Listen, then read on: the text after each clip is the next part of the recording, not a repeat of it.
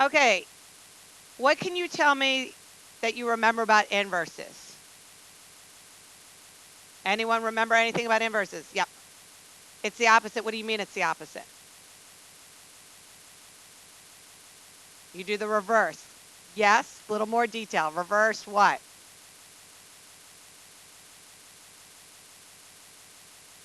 All right. Okay, so inverse operations. The opposite of multiplication is division. The opposite of addition, subtraction. Okay, what about inverses of ordered pairs? Anyone remember how to do a quick way to do inverses of ordered pairs?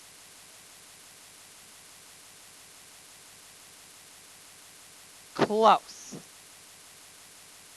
Okay, so if I have the ordered pair 2, comma 3, the inverse would be 3, 2.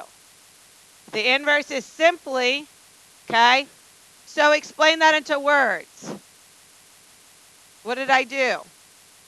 Switch my x and my y. The key to inverses is switching my x and y. Now, I'm going to go over an approach which you may or may not have done in Algebra 2 because they told them not to do it this way, but it's a little bit easier and it makes more sense.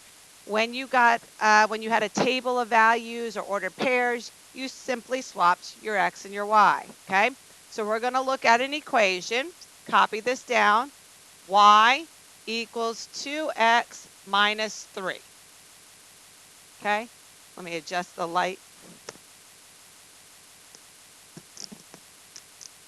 Okay, so to find the inverse, I am going to take my x and make it y, and make my y an x.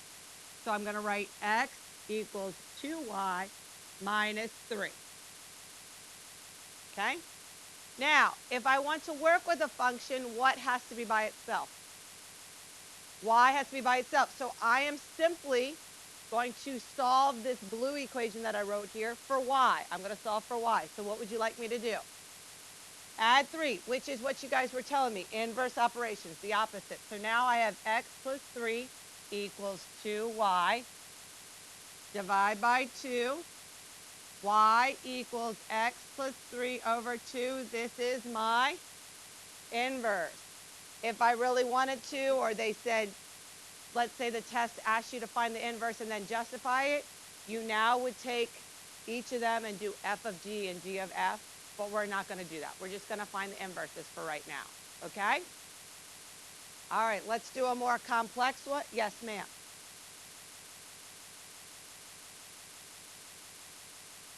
Yes, you can make a table of values. That's another way to justify and say, look at this table of values for this equation, and this one, all my y's are my x values. Yeah, I didn't think of it, but that's also a good justification.